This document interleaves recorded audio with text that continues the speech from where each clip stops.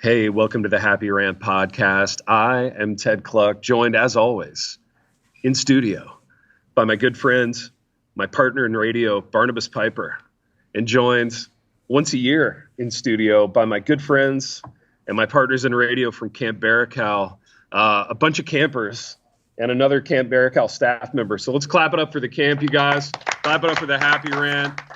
We got a lot of energy in the room today, Pipe. It's just been magical up here. And like all earnestness for a minute, I do love this place so much. I love Camp Baracal. It's way up here in the north woods of Fairview, Michigan. And we do high school camp for a week. I get to speak twice a day. This is just the greatest for me. It's good for my soul, good for my person, good for my family, and just fun to be with these people. So. Who comes to this camp? Is it like a bunch of different churches? Is it a church? Like, how does this? What kind of camp were we discussing here? Yeah, dude, it's a bunch of different churches, and they're all kind of scattered about Michigan. But we get people really from all over. Like, we have a camper from Florida. We have some from, other states in the South. There's a little bit of a Tennessee connection. And the other fun part is we get college students kind of from all over to work at the camp and counsel, and just incredible, high quality people. Shout out Paul Gardner, who's the camp director at Baracal, kind of my hero. He's on my Mount Rushmore of cool people that if I could choose to spend time with anybody, PG would be on there. Just a great guy, walks closely with the Lord, very humble. I feel like camp directors only go one of two ways. Mm-hmm. They're either like Nurse Ratched or they're the coolest person ever. There's no in between with camp directors. Well, dude, and the funny thing about coolest person ever is that PG is exceedingly cool and kind and timeless with like 0% effort. You know what I mean? Like, he's not trying to be cool. He's not trying to be like the guy that relates to you about music or movies or whatever. But he has this way of like just naturally relating to everybody, which is incredible. And there's another thing related to PG that I want to talk about. This is actually going to be a segment, but because we're in it now, I wanted to bring this up. We were at breakfast this morning, and somebody had one of those like coffee contraptions that looks like a chemistry set. And you know what I'm talking about? Yeah. With like the little beakers and vials. And there's literally a version of those. It's called Chemex, and so it's like yeah, they've just given in. This is just a chemistry set. Yeah, they've totally given in. And I asked whose that was. And somebody indicated that it belonged to the camp director's wife. And I was blown away because they're older than us, and I'm pretty old.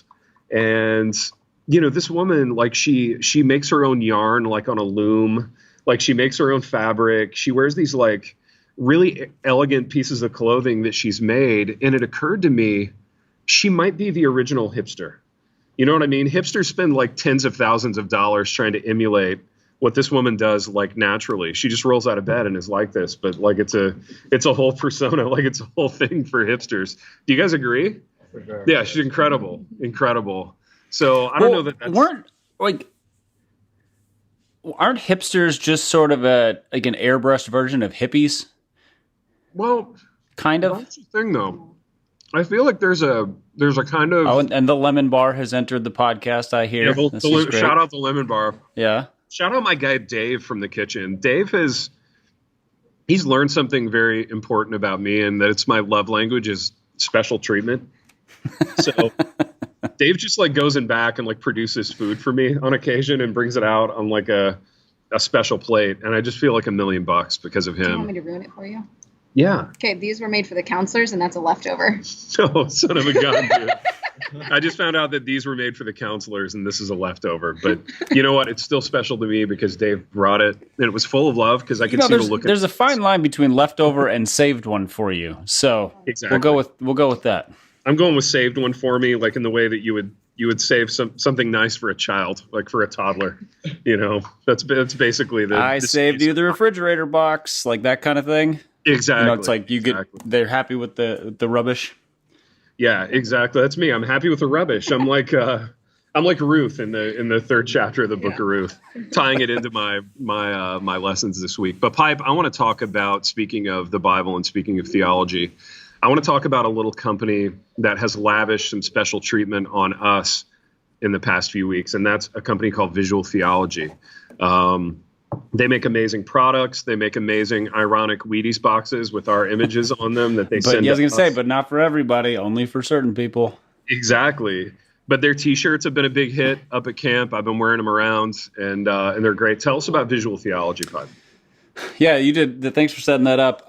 So Visual Theology started with, they just did a book a few years ago, and it was really cool visual representations of different parts of Scripture. So you hear, I mentioned in last week's promo, the story of Gideon, where there's 300 people versus, 120,000 people, or you hear about 10 plagues and all these different things, and they put all of these into visual representations to make these what can be pretty easy to gloss over in Scripture kind of come alive. I was scrolling through their website this morning, actually looking at some of the posters they do, and there was one that I was kicking myself that I didn't have about 3 weeks ago, because I was reading Exodus with my kids, and there's just this real detailed explanation of what the priests wear.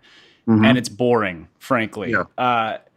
But they do this amazing poster where they they lay it all out. They kind of cross-section it so you can see all the different elements. They're like, this is this, this is this, this is what this looks like. And I was like, if I could have showed my kids that, they would have been like, oh, that's really cool. But, I didn't have it at the time. So that's just an example of the kind of things they do. They have dozens of posters. They have books. They have curriculum. So stuff that can be used for like a discipleship or a new believers class, great for student ministry or college ministry as well.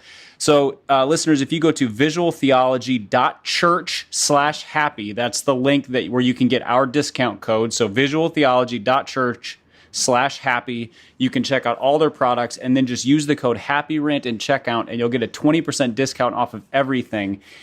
Be sure to explore their memberships as well. They're inexpensive, so if you work at a church or if you're a teacher especially, these would be great options. You get access to all the posters, you get discounts on the books, they have discounts on any new products they come out with. That's all on the website as well. So again, visualtheology.church/happy, use the code HAPPYRANT and get that 20% discount. Incredible, Pipe. Great promo work, as always. So Ron's not here this week. I didn't mention that at the top. Where's Ronnie? Do you know? I think he just said he was traveling. Yeah.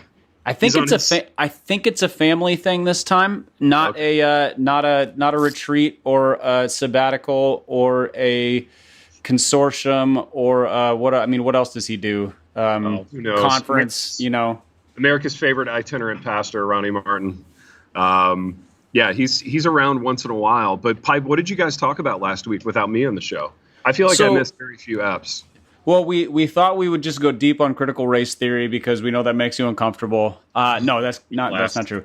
We did a Man of the Cloth episode and just talked about, because I'm kind of new to pastoral ministry and Ronnie's been in it a little longer and we come into it from kind of unique backgrounds. And so just kind of talking about what have we learned, what's been a surprise, what was a surprise for him, those kinds of things. So just pastoral ministry in a happy rant way. Dude, I love it. Piper, I want to introduce something in somebody that we never have guests on the program, but because I'm here at camp, we have a really special opportunity. I have Erin Crandall with me. Erin wears many hats here at camp, including literal hats. She wears what she calls her business bonnet. And that's there's kind of an out west theme this week at camp. So I've seen Erin wearing like Amish dresses and bonnets, meaning that she looks like pioneer women. Yeah, pioneer women. Yeah. She looks like 2/3 of the women in our church. She looks like the cover of all of Ronnie Martin's favorite books. Absolutely, yeah. She could be on the cover of one of Ron's favorite novels. But anyway, we were having breakfast with Erin this morning, and she laid an unbelievable theory on us related to coffee and kind of the culture of coffee and the culture of just some other things that we're dealing with in this context in 2021. So I'm going to introduce Erin. She is from Muncie, Indiana, God's country. Shout out Muncie. So we know that she is a great person Alrighty. So, Erin, welcome to the program. And I'm going to ask you, if you would, to just kind of introduce the idea that you introduced to me this morning, and then I want to get Pipe's feedback on it. Okay. Yeah, so we were talking about caffeine in general, and I mentioned that I don't actually drink any caffeine. I stopped drinking caffeine a couple years ago when I finally figured out why I was having anxiety issues. So I started having a lot of anxiety issues shortly after we got married. And throughout my 11 years of marriage and different pregnancies, I started thinking through when was my anxiety the worst? When was it not the worst? I totally blamed hormones and birth control.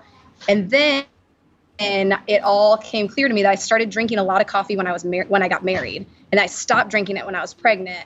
And I would pick it back up again. And my anxiety is always so much worse and almost uncontrollable when I'm drinking a lot of caffeine. And so I looked into it and I stopped drinking caffeine altogether. And almost immediately my anxiety got better. And so the more I read about caffeine and how it affects anxiety, and the more I thought about the culture that our young people are living in right now that seems to be just so much more anxiety and depression issues than it used to be. Now, I don't think it's all caffeine. I'm also not a doctor or a scientist, but I've learned recently you don't have to be either of those things to have strong opinions. And that's it.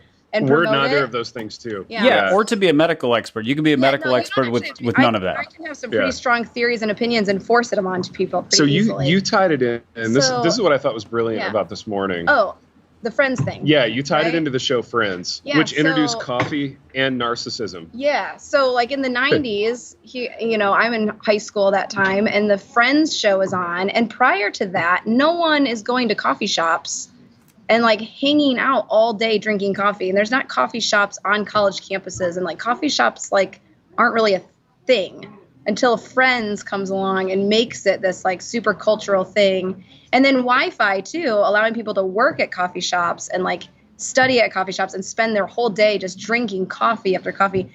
And kids drinking coffee at a young age. I didn't drink coffee until I was an adult.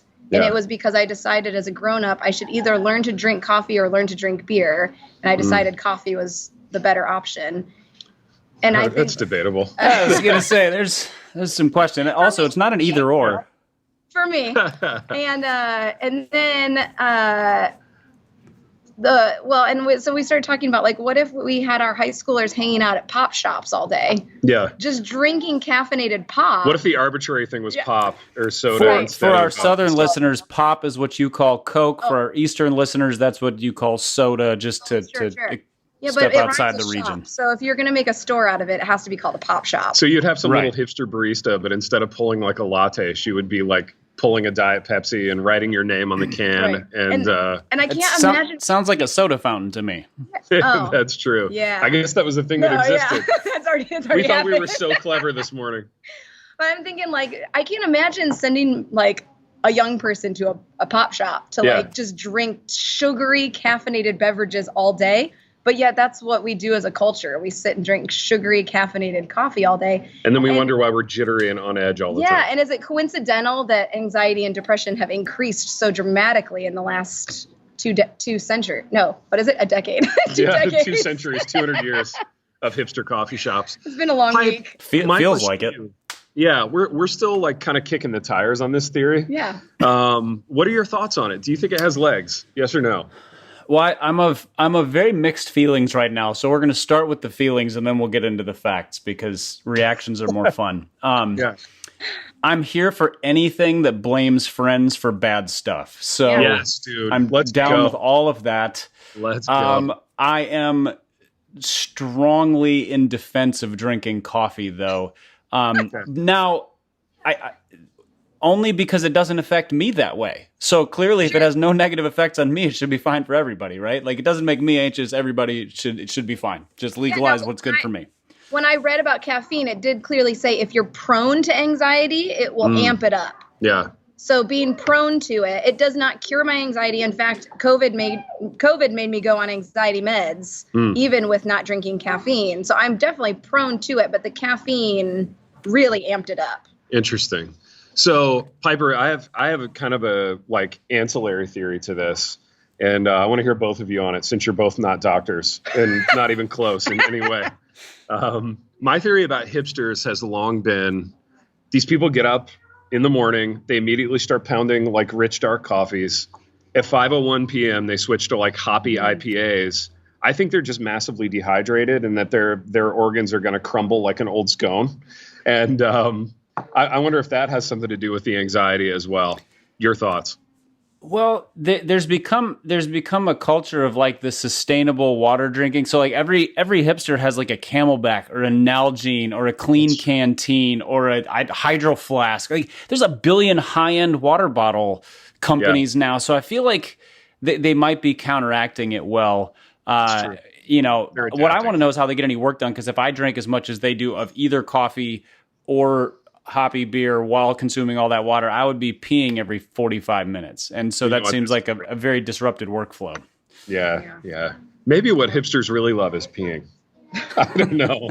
And being self-employed. That's true. Quote unquote. Right. If you can work from anywhere, why not the bathroom? Absolutely, dude. I do think that there's a lot of merit in that theory because, you know, it's funny because people will pay so much attention to what they put in their body. You know, there's keto diet and Whole30. I mean, there's just all these diets where people are like treating their bodies as if it's, you know, it's a whole chemistry kind of experiment. But what they always say is, but you can drink black coffee with it. Like there's just this acceptable drug that we pay no attention to. And Nobody's hey, you can do all the cocaine you want. That's right. Yeah, all the uppers you want. Just snort them, smoke them, shoot them, whatever. Exactly. But I don't think anything of it because I drink about somewhere between half a pot to 2/3 of a pot of coffee a day, and it's just my norm. And I'm kind of terrified what would happen if I stopped. Like I don't know if I would either get superpowers or I would become like the Hulk. I don't know. I'd start killing people, or I would just have a headache. I'm not sure. So it is odd that coffee does not fall into the like your body is a temple thing for most people, even though they're religious about like how much, you know, lean protein they eat and whatever else. Dude, that's so true. That's so true and so funny. Erin, I want to thank you for coming on the program. Yeah, no problem. You certainly don't have to leave the studio now, but if you have work you have to do, you can go. Quiet. But you don't have to be quiet either. I mean, you're a guest. You're like once a guest, always a guest in terms of. If you've got insights or funny comments, please throw them in the podcast. Absolutely. So I'll ask both of you this question then. And this harkens back to something we talked about like a couple of episodes in a row. I listened to 10 minutes of the Drisky doc on the way up. My question to you is twofold. Like, how many episodes are there now, and are you guys still like listening to it? I think there's 4 out now, and they come out once a week, so it's not, you know, it's not like a scramble to keep up with it. If you you know, if you're a regular podcast listener, I'm keeping up with it because I've really liked how they've kind of examined it from a bunch of different directions. They're interviewing people who were there, and it's absolutely not a like just a hit piece. If it was a hit piece, I would have given it like 8 minutes max and been like, oh, these people just hate Mark Driscoll. This is more of a like 10 minutes, and it felt like a hit piece to me. Does it get? It gets less hit piecey. I think if you so the last episode I listened to at the time of our recording was talking about like the moving of the Spirit to spontaneous baptisms, and they had one of their former worship leaders and how his daughter came up, so he steps away from the microphone to baptize her, and just the most like normal sounding guy. Like none of this is over dramatized as much as just saying like amazing things were happening. Yeah. And, you know, and then another guy who was talking about how like Mark pulled him out of kind of an aimless life of never going to make it as a musician to do meaningful ministry, and convinced him to get married to the woman he's now has, you know, he's married to and has kids. And so these like, they shine the light on a lot of good stuff that happened. Yeah. Even as there's all this kind of ugliness too. And so, yeah, it really is. I've appreciated the kind of two sides of the coin aspect of the storytelling, because that's how I feel about Mark very distinctly, is like, I wouldn't recommend him to anybody. But I can't help but acknowledge a significant amount of good that happened in my life because of things that he wrote and said. Yeah. You know? And it's a both and. Yeah, that's good, man. And that's true. And I think Yeah, listening to that first 10 minutes, they played a few clips of like early Drisky preaching, and I was like, oh, I'd forgotten how awesome this guy was, actually. Like I'd forgotten how insightful and funny and interesting and challenging and all those things that he could be. And one of a kind. Nobody preached like that. Yeah, one of a kind, exactly. And I think for me, and this isn't some like good person flex at all, but I think it just made me like, I didn't want to think about his unraveling. You know what I mean? And there are all these external factors for it. Like, you shouldn't put somebody in charge of a church who's never been a member of a church, and you shouldn't put somebody in charge of all this stuff at age 26 when they're not ready for it. And like, I get all that, and I guess I don't have to be convinced of all of it. But it made me feel, I just felt sad, I guess, you know, to know like the trajectory of it. And, you know, I didn't want to keep listening, but the thing is a phenomenon, man. Like, you literally can't go anywhere in like Christendom without people talking about the Drisky doc. So it's done really well. I think the listeners are much more polarized than the podcast itself, because you have people who come at it who were like, they got saved because of Mark Driscoll's ministry. And then there's other people who just, they hate him. They just hate him with all their hearts because of his general jackassery. And, you know, and all of the cost of that. And then there's so many people in the middle who are like, I don't know how to feel about this guy, because he did a ton of good and he did a ton of bad. And what do you do with that kind of person? And it's not like he didn't do anything criminal. And, you know, and that's, it's one thing if somebody's like, oh, he embezzled $17 million. You're like, well, he's in jail, you know, or if somebody's a sexual deviant or whatever, he was just a jerk, like the biggest kind of jerk. Well, and that it's so interesting that you say that, because that's like a different category even than like heretic, you know? Yeah. I mean, it's one thing if somebody's spreading false teaching and, you know, you push back or you draw lines or whatever. But yeah, I mean, it's basically like, this is a guy that a whole bunch of people liked, and this is a guy that a whole bunch of other people really didn't like. And I don't know what to do with it. Maybe my struggle with it is that like, it's just a new category. You know what I mean? Well, and yeah, and I think if America has proven anything, it's that we don't hold competing thoughts in our mind very well. Like, we don't sort things. We just want to be able to throw like everything into one basket or another. It's good or it's bad, it's in or it's out, it's true or it's false. Yeah. And almost nothing is that neat and tidy. And so like, and especially not people, you know, almost no person is 100%, you know, worthy of our respect. They're like mostly worthy of our respect, and we generally respect them, but we also know they're quite capable of being a failure. And then there's people who are, you know, it's pretty rare for somebody to be so colossally successful and kind of significant, and then so colossally terrible. Yeah. And, you know, and they almost overlapped. Yeah. Do you think anybody, if given what he was given at such a young age, and I think about people like your dad and like Tim Keller, who really, they came into their quote unquote success later in life. They really did. I mean, your dad at 26 wasn't like a worldwide phenomenon and a conference speaker and published and all this stuff. I wonder if you gave anybody what Drisky got at 26, if it would wreck them. Yeah, I especially in ministry, where it's you know, like if you give somebody massive business success at 26, they might be all right. You know, that's a question of money or fame. Like there's 26-year-old athletes who manage it well. But ministry is a different thing, because when you start mixing fame and fortune with an occupation that should be defined by by humility. Yeah. What do you do? Like it has to be a daily waking up and going, any fame and fortune that I have don't matter. Yeah. You know, they don't matter. And so, yeah, somebody like Tim Keller or my dad, like they didn't get, my dad was probably, what would he have been? Probably close to 50 when he kind of became colossally well known in the evangelical world. He was in his 40s when his star was on the rise. And I mean, I think about I'm pushing 40, and I think about that and I go, 10, 12 years ago, I would have been an absolute disaster. Yeah, for and sure. At this point, it would make me very nervous if if my name became anything. Yeah, absolutely. Erin has a comment.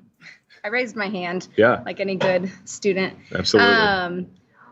I think like seeing someone in a Christian leadership position with fame and money aside, but fame, any Christian is going to be attacked by Satan and be tempted to fall. But I think he's going to go hard after those, because what better person to attack and watch crumble than someone that everyone who's a non-believer sees it too.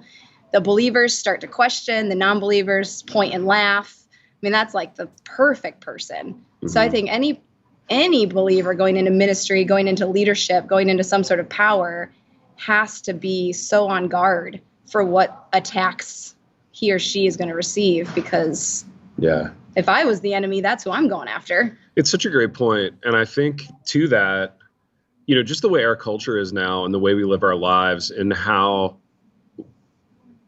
plugged in we are electronically. I mean, I think we roll out of bed promoting. Promoting is the last thing we do before our heads hit the pillow at night, and we do a lot of promoting in between. So I think just the way we live our lives is pretty fundamentally at odds with humility. And so sometimes the humility comes at a steeper, harsher, kind of more jagged cost than it used to. I don't know, Pipe, if you think, especially in the realm of pastoral ministry, like how do we reclaim humility? And what kind of changes do we need to make to our lifestyles to make that a thing that's like tenable? Well, a couple thoughts. I'll answer that question in 1 second. I thought Erin's comment was so spot on in terms of the way that the devil wants nothing more than to fracture the church. Just anything he can do to discredit what Christ is doing, and if he can do it through a nuclear explosion, like a leader blowing up, that's great, because the fallout is enormous. Mm-hmm. But if he can't do it that way, so like I don't know if you guys are aware, because you've been enjoying your time at camp. There's a whole thing that kind of came up this week with David Platt, where no, Platt hasn't done anything wrong that I'm aware of, but a small group of members in his church spread basically a campaign of lies to vote down some elders that were proposed, and essentially trying to split the church. That's the long and the short of it. And so there's you can find it on YouTube. There's a business meeting that they had, and he addresses it. And so Satan couldn't get at him for ego or for sexual sin or for whatever, and thank God for that. And instead he uses, malicious, slanderous behavior. He just doesn't quit. He's always gunning for it. And so like if you can get Driscoll, if you can get James McDonald, he does that. And Yeah. And if not, he's gonna use this. Yeah. What did Erin say? Ravi Zacharias. Ravi Zacharias. Sadly, we could probably just play ping pong with names for the next 10 minutes. But, and if not, it's the snake in the grass. For the innocent guy. Your question was, what do we need to change? Yeah, I think I'll add to that, like just something as you were speaking that came to mind, just from the perspective of a parishioner, just a guy in the pew, like pray for your pastors. Yes. Like diligent daily prayer for the people who are leading our churches. I mean, I think that's something we've been convicted to do over the last couple of years. And it's scary out there for them. There are a lot of people roaming about seeking to devour. But on the humility part, Pipe, what are your thoughts? We were just talking about this at a meeting, an elders meeting earlier this week at church, and the pastor who was leading it brought up the text that says, "Shepherd the flock of God who is among you," and that phrase "among you" is so significant, because I think a huge part of where we go wrong in ministry, and I include myself in this number as it's a temptation, is to pour our energies into anywhere beyond the scope of ministry that God has handed us. The internet has completely broken our ability to see our limitations. What a great point. I saw, I think it was Michael Ware tweeted the other day. He said, we're not designed to be aware of this much information and anxiety in the world. Like our brains are not designed to handle this. And so, on the one hand, we're intaking so much info. And on the other hand, we have reached to people we have no business having reached to. Mm-hmm.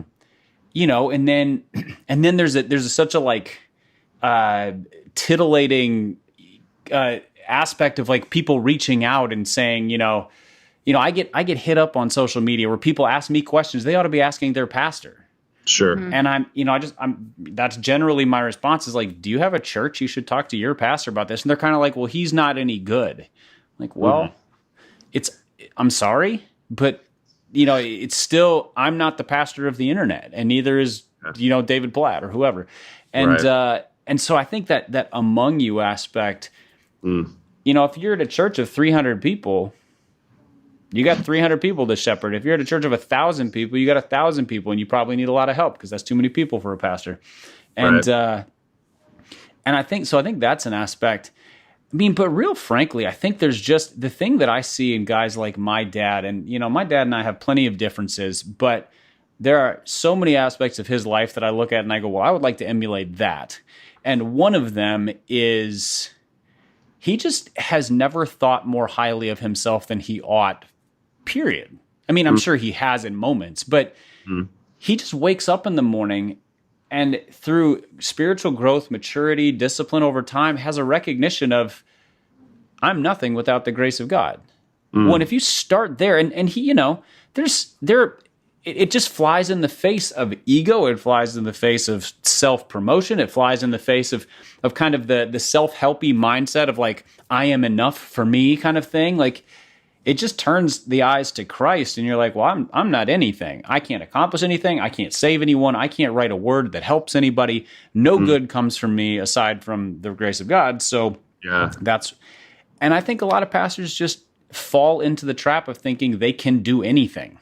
And the moment they do, they've just sort of punted effectiveness. Yeah, man, that's so good. And there's so much good in that. And it flies in the face of what our culture tells us, which is you can do anything. You should be doing everything. There's this really great tension, I think, in the life of the believer between we really need to be diligent and active in the stuff that God's called us to do, while at the same time, daily, hourly, minutely, like realizing how dependent we are on Him. And I think the people that do that well are the people that I want to learn from. But they're few and far between. They're not a lot of them. And I think the culture that we're in now and the resources that we have now, they don't do those people any favors. So it's easier said than done.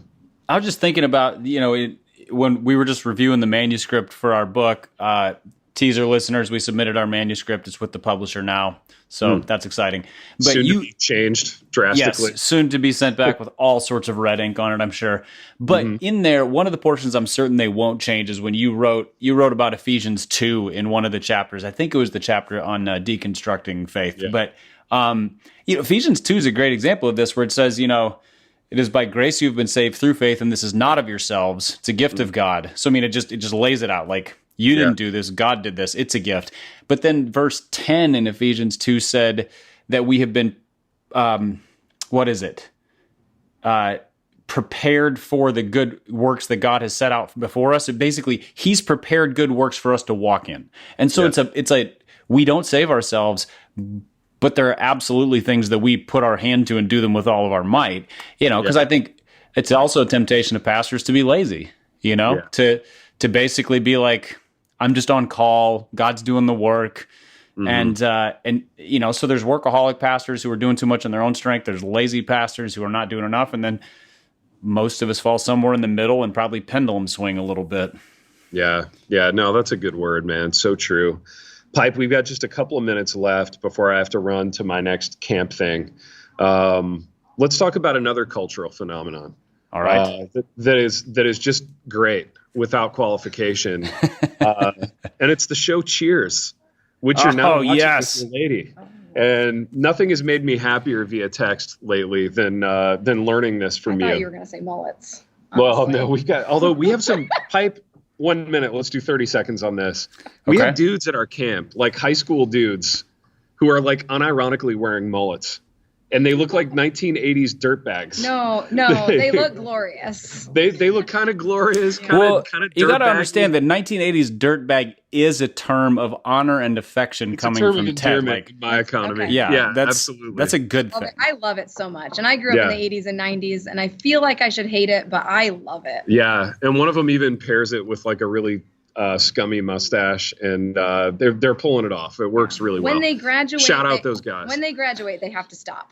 That's true. Yeah, I mean, there's a time and a place. Right now, man. You know, I have mixed feelings about the matching mustache. Mustaches in general, I'm very uncomfortable with. It's tough. That is fair. Mustaches are disgusting. Yeah. But a mustache with a mullet on a high schooler, I say go for it. There's a lot of confidence there that I like. And I even wonder, and I want to hear you speak to this as a former Wheaton College student. Erin and I were Taylor University students. Woo! How would the mullet and mustache play at Wheaton? Because I'm thinking this through, going, what if these guys took that to Taylor? It would play at Taylor. Do you think it would play? For sure. It would absolutely work at Wheaton these days. Like Wheaton has there's plenty of like, your J. Crew kids or whatever there, but there's always a strong cohort of kind of the counterculture, if you will. So like some gothy looking kids or which is like my freshman year, the guy who was in the dorm room next to me was a philosophy major who had like strong goth skater vibe about him. So like dark hair. Did it work for him? Was he able to pull girls with that persona? Yes. Nobody else liked him, however. And I don't know how how long they could tolerate him either. He was a difficult person at that phase. Dudes hate it, but a certain kind of girl is drawn to it. Yeah. I can see and then there was the crowd who skated on longboards. There's there's like this kind of the hippie granola crunchy, that crowd. So the mullet mustache thing, and it's always going to be by the guys who are they have an outsized charming personality anyway. Yeah. And so like if they were also good looking, you would want to fight them. But because they're doing this sort of self-sabotage in a humorous way, it makes you like them more. It's I think it would work really well. Dude, and it does work really well. That's so true. Yeah. That's the psychology behind it. We have a comment from a camper. Yeah, go.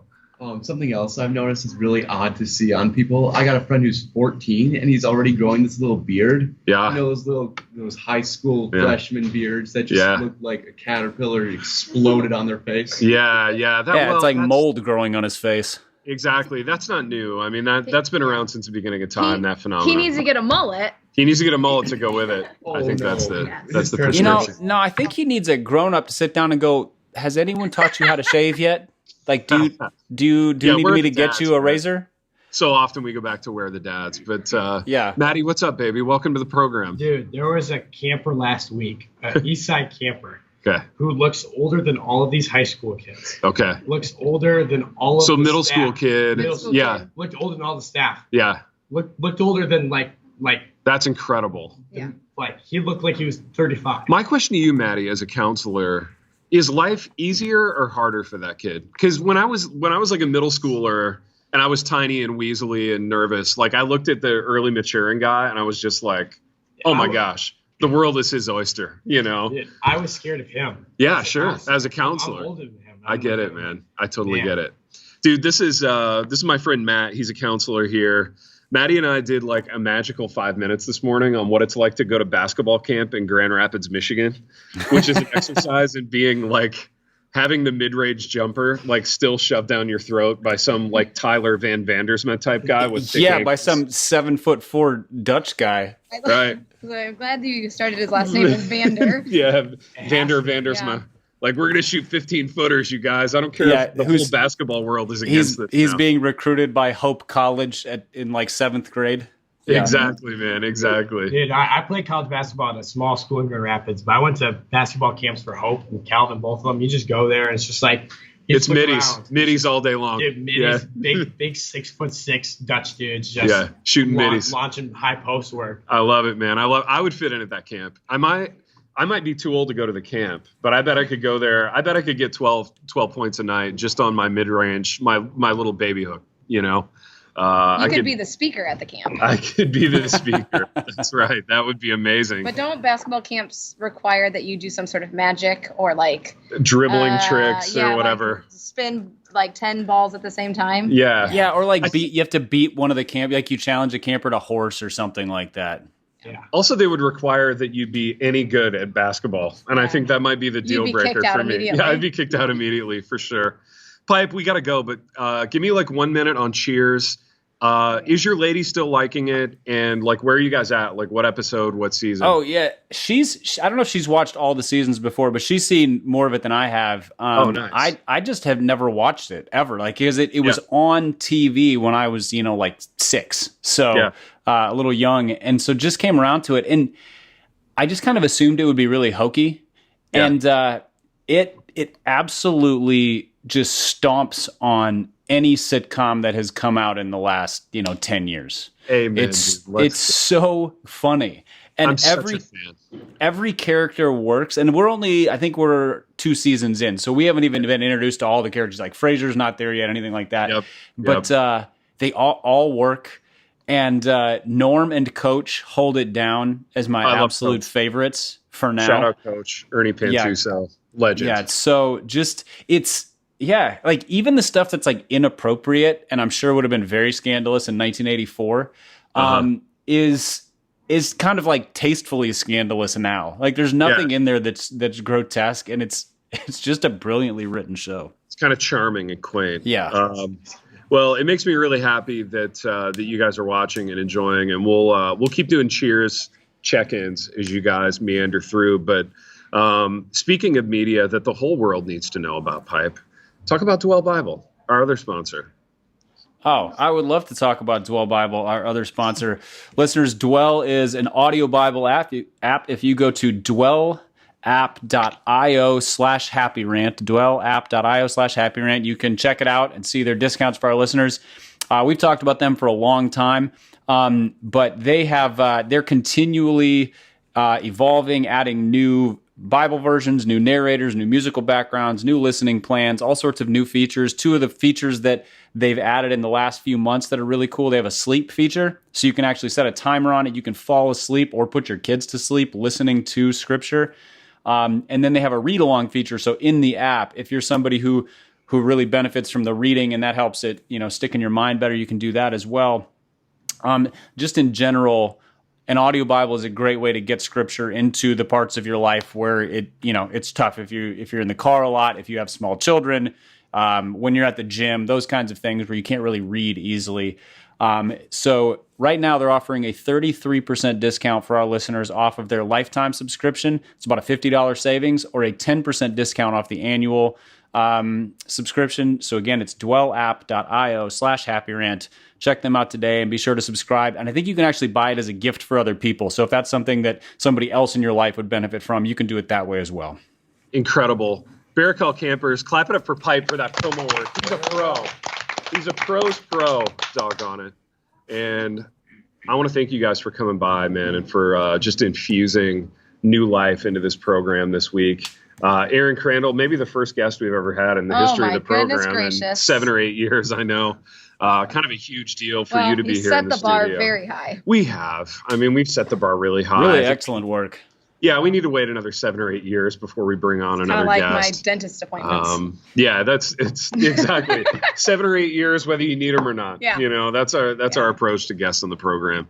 But Piper, we've done what we always do on the show, and that we've wandered to and fro throughout a few topics: original hipsters, not original sin, original hipsters, coffee and anxiety, coffee and your organs shriveling up and crumbling like an old scone. Yeah. And until next time. The Happy Rant is brought to you by Resonate Recordings. If you go to resonaterecordings.com, you can see the full range of services they offer. So if you're considering starting a podcast, they are the ones we recommend going with. Again, go to resonaterecordings.com to see their prices, to connect with them and ask any questions, and to see what they can do to help you launch, edit, master, and improve your podcast. Again, go to resonaterecordings.com to see what they can do to help you launch and improve your podcast.